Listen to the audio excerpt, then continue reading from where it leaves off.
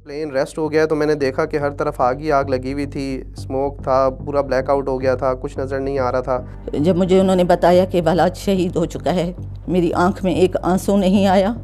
वो मेरे फादर की बॉडी ऑलरेडी वो किसी और को हैंड ओवर कर दी गई थी। एयर ट्रैफिक कंट्रोलर्स गाइड कर सकते हैं, कंट्रोल नहीं कर सकते, उसकी कोई गलती नहीं है। एयर ट्रैफिक कंट्रोलर की कोई गलती नहीं है।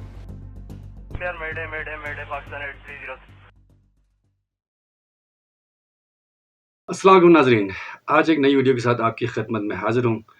आज एक ऐसी वीडियो है जो पाकिस्तानी एक पीआई के एक जहाज़ जो क्रैश हुआ था उसके बारे में है, उसकी हक़ाइक़ जो यहाँ बयान की गई है और उससे के मुतालिक जो है बहुत सारी तफ़सीलात हैं कि वो कैसे क्रैश हुआ और उस क्रैश होने के बाद जो उस जहाज़ के अंदर जितने मौजूद जो लोग थे, फिर उनके जो फैमिलीज़ थे उन पर क्या गुज़री, ये सब तफ़सीलात मौजूद हैं। हम इस वीडियो में फिर देखेंगे और फिर उसके बाद हम बात करेंगे कि इसके ऊपर क्या रिएक्शन बनती है।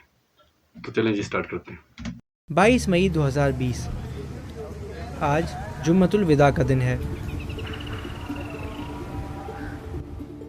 कोविड-19 की वजह से तवील अरसे तक फ़्लाइट ऑपरेशंस बंद रहने के बाद ये ईद उल फितर से पहले लाहौर से कराची जाने वाली PK 8303 है। We are comfortable now and we are out of 3,500 for 3,000 established ILS 25 left. Sir, we are established on ILS 25 left. 8303 clear line 25 left. Roger Pakistan 8303. सारी चीज़ें जो है वो नॉर्मली चल रही थी, तो अचानक से जब लैंडिंग का टाइम आया तो उसने पायलट ने जो है वो लैंडिंग का अनाउंस किया कि we are ready for landing. 8303 you are jumping altitude 2000. Sir, we have just give me 2,000. So maintain 2000. 8303 most rally showing 1808 feet at descent. Copied sir, we are now maintaining, trying to maintain.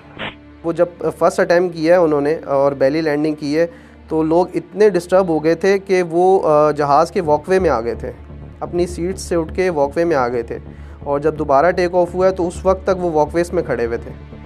8303 approach. जी sir.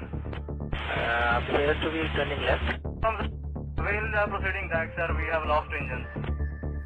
Take off करने के बाद कोई 10 minute 12 minute जो है वो plane हवा में रहा है। हवा में रहने के बाद जब दोबारा उसने अनाउंस किया है पायलट ने कि we are ready for landing, plane जो है वो इतनी स्पीड से हिट हुआ है दूसरी दफ़ा कि लोगों को जो है संभलने का टाइम ही नहीं मिला।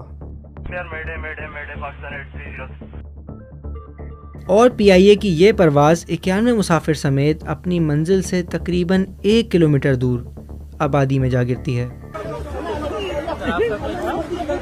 बच्ची है मेरी। किस टाइम में निकले? नहीं, ये घर पे गिरा है, घर पे ये घर के एकदम बहुत ज़ोरदार आवाज़ थी और हर चीज़ आनन फानन के अंदर तबाह हो गई। मतलब तो ऐसे तो फील हुआ जैसे जंग छिड़ गई है।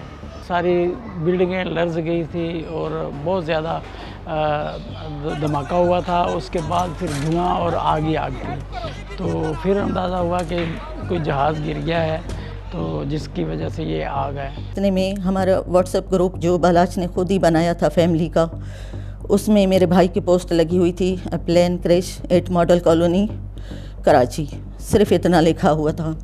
हम घर में भी नमाज़ वगैरह पढ़ रहे थे जब मेरी बहन की कॉल आई और उसने कहा कि इस तरह PIA का एक प्लेन क्रैश हुआ है और तुम जल्दी से चेक करो कि कहीं वो मेरे अभी की फ़्लाइट तो नहीं है। फ़ोन आया कि आप TV ऑन करो, ज़ारा किधर है। मैंने कहा, उसका छोटा भाई इसको एयरपोर्ट लेने गया हुआ था, तो जब वो वहाँ पहुँचा है वो उसके इंतज़ार में था कि शायद अब ज़ारा बाहर आती है, लेकिन ऐसा कुछ भी नहीं हुआ और इंतज़ार करता रहा। एयरपोर्ट हम पहुँचे तो उन्होंने वो रोड उस वक्त तक ब्लॉक कर दी हुई थी जब तक हमें तकरीबन 30 मिनट्स लगे घर से पहुँचने में, और उन्होंने कहा कि नहीं आप वापस जाएं और हम आपको अपडेट करेंगे। लेकिन मेरा बेटा कोशिश करके उस साइड पे निकल गया था मलीर और मॉडल कॉलोनी की तरफ। पतली पतली सी लेन्स थी, गलियाँ थी और वो घर था, आधा जहाज़ घर पे था, गिरा हुआ था, कुछ पतला सा रोड था टाइप था, वहाँ गिरा था। वह इजी अप्रोच करके ना कोई फायर ब्रिगेड जल्दी पहुंच सकती थी ना कोई, और कुछ और लोग वहाँ पहुँच चुके हुए थे और हम वहाँ काफ़ी देर जहाँ से रोड उन्होंने ब्लॉक की हुई थी वहाँ खड़े रहे और हम कोई घंटे 1.5 घंटे के बाद कोई एम्बुलेंसेस आनी शुरू हुई और वही था कि कोई प्रॉपर इन्फॉर्मेशन अवेलेबल नहीं थी उस वक्त और हम बेताबी से हर एम्बुलेंस के पीछे भागते और चेक करते कि वो किस हॉस्पिटल में गई है, वहाँ जाके चेक करते कि कहीं उसमें मेरे फादर की बॉडी तो नहीं है। कभी एडी, कभी जिना, कभी सिविल, कहीं से हमें कोई रिपोर्ट नहीं मिल सकी। हम इसी होप पे थे कि ठीक है जहाज़ तो गिरा है लेकिन मे बी कि वो ज़ख्मी होगा, इसी होप से हम लोग हॉस्पिटल गए। वहाँ पूरा दिन हम लोग बैठे रहे और उसमें दरमियान में ये भी खबर मिली कि कुछ सर्वाइवर्स हैं, उनको शिफ्ट किया जा रहा है। तो जब मैं नीचे ग्राउंड पे आए, जब प्लेन रेस्ट हो गया तो मैंने देखा कि हर तरफ आग ही आग लगी हुई थी, स्मोक था, पूरा ब्लैकआउट हो गया था, कुछ नज़र नहीं आ रहा था। और अल्हम्दुलिल्लाह मेरी सीट अपनी जगह पे थी, लेकिन बाकी लोगों की चीखों की आवाज़ें, बच्चों की, बुज़ुर्गों की, औरतों की, सबकी जो है ना आवाज़ें आ रही थी। तो मैंने अपने राइट साइड पे जब विंडो वाली साइड पे देखा तो मैं विंग के साथ ही बिल्कुल बैठा हुआ था, तो वहाँ से मुझे एक रोशनी नज़र आई है। सीट बेल्ट खोला, सीट बेल्ट खोलने के बाद मैंने सीट पे पाँव रखा और मैं उस जगह से जहाँ से मुझे रोशनी नज़र आ रही थी वहाँ से मैं बाहर की तरफ मैंने विंग के ऊपर गया और वहाँ से मैंने नीचे जंप किया। फिर वो जंप अप्रॉक्सीमेटली मेरा था 10 से 12 फीट हाइट थी जहाँ से मैंने जंप किया। अच्छा, जंप करने के बाद जब मैं बाहर गया तो मैंने लोगों को बताया कि मैं प्लेन में ही था, तो पहले तो वो यकीन नहीं कर रहे थे कि आप इस प्लेन में थे। वहाँ के लोगों ने अपनी मदद के तहत लोगों को उसमें से निकालना शुरू किया और बॉडीज़ को मूव करना शुरू किया। फिर उन्होंने जो है वो एम्बुलेंस को फ़ोन किया है, एम्बुलेंस आई है और मुझे जिना हॉस्पिटल शिफ्ट की है और आधे घंटे बाद जो है मुझे फिर उसके बाद सिविल हॉस्पिटल लेके गया है। लेकिन उनके पास कोई लाहे अमल नहीं था कि पता हो कि ये इस किस्म का इंसिडेंट हुआ है तो ये बॉडीज़ को कहाँ लेके जाना है। कुछ दारुल सेहत की तरफ भाग रहे थे, कुछ सिविल हॉस्पिटल की तरफ भाग रहे थे, कुछ जिना हॉस्पिटल की तरफ भाग रहे थे, कुछ कह रहे थे कि CMH में जो कि करीब है वहाँ पे लेके जाया जाए। मैं खुद बहुत ज़्यादा शौक में आ गई थी कि एकदम से कैसे हो गया, नहीं यानी कि मैं एक्सेप्ट ही नहीं कर पा रही थी। जब तक मैंने उसको देखा नहीं था, मैं सब मुझे कहते थे कि नहीं शी इज़ नो मोर, मैंने कहा नहीं ऐसे कैसे हो सकता है, मैंने उसको देखा ही नहीं है, तुम लोग कैसे कह सकते हैं। यानी कि मेरी ये कंडीशन, उस ज़हनी हालत मेरी बड़ी ख़राब हो गई थी कि मैं एक्सेप्ट नहीं कर रही थी कि नहीं तुम लोग सब झूठ बोल रहे हैं, ऐसा कुछ भी नहीं। तो हम बहुत से लोग हमारी तरह 97 पैसेंजर्स की फैमिलीज़, वो हम पागलों की तरह एक दूसरे को हेल्प भी कर रहे थे और कोशिश भी कर रहे थे कि हमें कोई उसमें इंफॉर्मेशन मिल सके। बल्कि मैंने इतना तक कहा कि मैं समझ सकती हूँ जहाज़ गिरा है, आग भी लगी है, लेकिन जिस भी कंडीशन में मेरा बेटा मुझे दिखाएं, मुझे मिलवाएं, क्योंकि 5 माह से हम लोगों ने एक दूसरे को नहीं देखा था, वीडियो कॉल पे भी। तो मुझे सब रिश्तेदारों ने कहा कि ठीक है आप घर जाएं, हम लेके आते हैं बालाश को। और इसका आलम अगले 3 दिन तक रहा। यानी हम कॉल करते थे, PIA के हेल्प डेस्क से हमें कॉल आती थी, हर दफ़ा क्वेश्चंस पूछे जाते थे, वो आपके कौन थे, उन्होंने कौन से कपड़े पहने हुए थे। ईदी गए, वहाँ पे हमने बॉडीज़ को अच्छी तरह चेक किया 6 times, my son did it 6 times, कि जितनी बॉडीज़ थी उनको चेक किया और उसके बाद हमने अपने फादर की बॉडी आइडेंटिफाई की।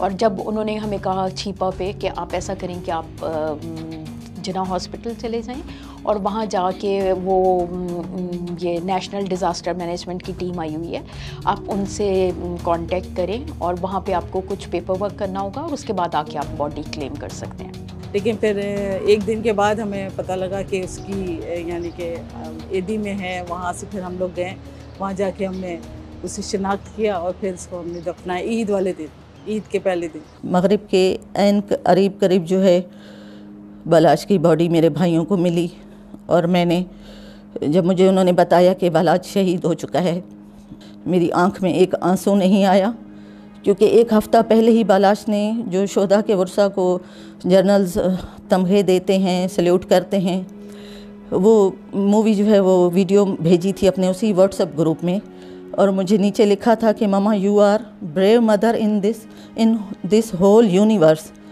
मैं कभी शहीद हो जाऊंगा तो मेरे सामान इसी तरह आपने लेने हैं और my dreams my army chief salute you इंशाल्लाह। तो मैंने उसको यही कहा कि बालाश और आप बहादुर माँ हैं। मैंने कहा ठीक है मैं बहादुर माँ हूँ, लेकिन इतनी बहादुर नहीं हूँ कि तुम मेरे साथ इस तरह की बातें करते हो। अल्लाह का शुक्र है, उसका चेहरा बिल्कुल क्लियर था और वो देखते ही पहचाना जाता था कि ज़ारा है, क्योंकि वो उसके जो कपड़े वगैरह थे वो मुझे पता था कि कौन से पहन के गई है, तो मैंने उससे शनाख्त उससे कर लिया। थोड़ी सी वो बन हुई थी, लेकिन ये मैंने उसको पहचान लिया। कई लोगों की तो बहुत बुरी हालत में बिल्कुल भी शनाख्त ही नहीं हो सकी। और वहाँ पे डॉक्टर हुमायूं आए हुए थे नेशनल डिज़ास्टर मैनेजमेंट के, और उन्होंने कहा कि नहीं, अभी हम इस तरह आपको बॉडी नहीं दे सकते, हमें आपके डीएनए टेस्टिंग के रिज़ल्ट का इंतज़ार करना पड़ेगा, क्योंकि कुछ बॉडीज़ गलत चली गई हैं और वो वापस आई हैं और लोग इस पे बहुत शोर कर रहे हैं। लेकिन मेरा डीएनए की टेस्टिंग का रिज़ल्ट आज तक नहीं आया, जो कि बाद में उन्होंने मुझसे लिखवाया गया कि मैं उस पर कोई चीज़ क्लेम नहीं करूँगी। मेरी बहन ने 7 डेज़ के बाद लाहौर जाके अपने डीएनए टेस्टिंग करवाई और उसकी बेसिस पे उन्होंने हमें एक बॉडी यहाँ पे इशू की। वो वी वर सरप्राइज कि जब हम वहाँ पहुँचे तो वो बॉडी वो नहीं थी जो मेरे फादर की थी, और वो मेरे फादर की बॉडी ऑलरेडी वो किसी और को हैंड ओवर कर दी गई थी। उस वक्त तक 90% बॉडीज़ जा चुकी हुई थी, सिर्फ 3-4 बॉडीज़ रह गई थी जिनके मुख्तलिफ़ किस्म के आइडेंटिफिकेशन के इशू चल रहे थे। और दिस इज़ 9th डे। तो बालाज की अगले दिन जब सुबह उसको लेके आए तो कॉफिन में लपेट के लेके आए। मुझे नहीं दिखाया गया, लेकिन मेरा शौक़ था उसका आर्मी में जाने का, अल्लाह ने वो पूरा कर दिया। उसका शौक़ था शहादत का, तो ठीक शहादत अपनी जगह, लेकिन एक माँ का दर्द अपनी जगह होता है। लोग समझते हैं कि 4 साल गुजर गए। जब लगेज का टाइम आया था तो उन्होंने हमसे कहा था कि अब आप लोग आके अपने लगेज देख लें, और बहुत ही बुरे तरीके से रखे हुए थे शॉपिंग बैग में कुछ ऐसे कपड़े अजीब पुराने से, पता नहीं कौन कौन से। जब वो लगेज डिस्प्ले किया गया उसमें सबके सेल फोन्स टूटे हुए थे, उसमें सबके लैपटॉप्स टूटे हुए थे, सबकी स्क्रीन्स तोड़ी गई थी, और उसमें से कुछ लोगों ने घर पे फ़ोन करके बताया कि प्लेन में आग लगी हुई है, हम प्लेन के अंदर हैं, वो एक दफ़ा नीचे हो के ऊपर आया है, उसमें आग लगी हुई है। कुछ लोगों का सामान मिला, कुछ का नहीं, लेकिन मुझे मेरी बेटी का आईडी कार्ड और उसका दुबई इस्लामिक बैंक का कार्ड और उसका आगा खान का कार्ड बना हुआ था, वो तीनों चीज़ें मिली। थोड़ी सी कर्ल हुई हुई थी, टर्न हुई हुई थी, लेकिन वो मुझे वहाँ से मिली थी। बाकी इसके अलावा कुछ भी नहीं मिला। हालांकि वो मुझे बता रही थी कि उसके अंदर कैश भी था, वो जब शूट करके वहाँ से आ रही थी उसके पास कैश भी था, लेकिन वो पर्स थी ना, पता नहीं जिस तमाम चीज़ें, छोटा वो पर्स होता है, वॉलेट होता है, उसके अंदर होता है, वॉलेट ही नहीं था। ये चीज़ें कैसे निकल आई, बाकी चीज़ें कैसे गईं, कुछ समझ में नहीं आ सका। बस हम लोग इसी तरह कंफ्यूज ही रहे हम लोग।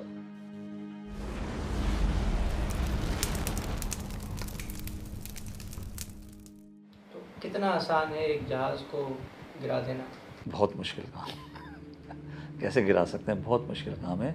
आपने सारी वार्निंग्स को बालाए ताक रखना होगा, आपने अपने दिमाग को भी सुलाना होगा, क्योंकि जहाज़ में तो ऐसे सिस्टम है जो आपको हर चीज़ बताएंगे। आप ज़मीन के नज़दीक आ गए हैं, वो आपको हॉर्न देंगे, आवाज़ कान में आएगी, बस वो एक ऊपर से कोई चीज़ नहीं पड़ेगी। जो फाइटर एयरक्राफ्ट में तो अगर इंस्ट्रक्टर पायलट है तो आपको बाकायदा मार भी सकता है। पायलट की बहुत ही, यानी जिसको हम कहते हैं ग्रेव मिस्टेक थी। वो जब आ रहा था तो ही वॉज क्वाइट हाइट से नीचे आने के लिए जब आप कहीं से नीचे आते हैं तो आप ग्राउंड का भी थोड़ा सा रास्ता सफ़र करना पड़ेगा, ठीक है। तो ही वॉज सो हाई कि एयर ट्रैफिक कंट्रोलर के तजर्बे के मुताबिक इट वाज नॉट पॉसिबल कि वो ये सारी हाइट कवर करें। नीचे हाइट के लिए उन्हें फिर बहुत तेज़ी से नीचे आना पड़ेगा। तो उन्होंने उनको वेल इन टाइम गाइड कर दिया, वार्न कर दिया, जो भी। बहरहाल जी, ये बहुत ही अफसोसनाक वाक़या हुआ था, और वैसे भी जहाज़ का गिरना बहुत ही हौलनाक होता है, क्योंकि उस मौके पे फिर आप कुछ भी नहीं कर सकते। गाड़ी का एक्सीडेंट हो जाता है या बस इसका हो जाता है तो फिर बंदा कुछ न कुछ करके उसमें से निकल सकता है या कोई चांस बन सकता है बचने का। लेकिन जहाज़ के एक्सीडेंट में अक्सर हमने देखा है कि बॉडी तक की भी शनाख्त नहीं हो सकती कि बंदा किससे अपने आप को फिर बचा सकता है।